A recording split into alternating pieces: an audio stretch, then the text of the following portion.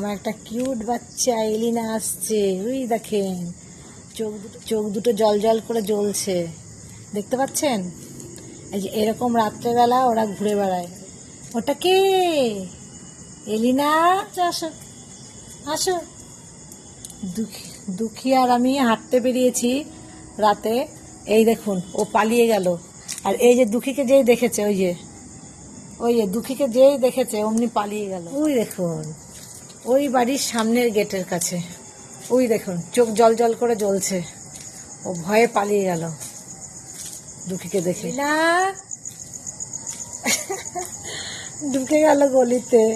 দেখাচ্ছি আমি, আমার আশেপাশে সবার বাড়িতেই পোষ্য আছে, কিউট বাচ্চারা সবার বাড়িতেই। ওই দেখুন এই দেখুন বসে আছে।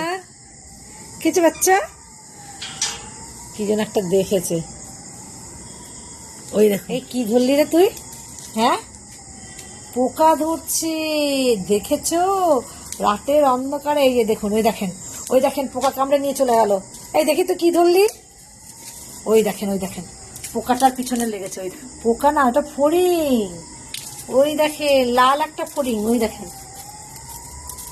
দেখেন কিভাবে ধরছে দেখুন।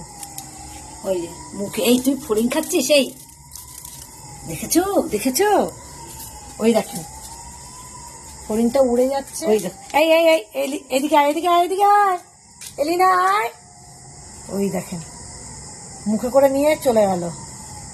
এই করে ওই যে আমার পিছে পিছে আমার দুঃখী চলে এসছে। ওই দেখুন, দেখেছেন?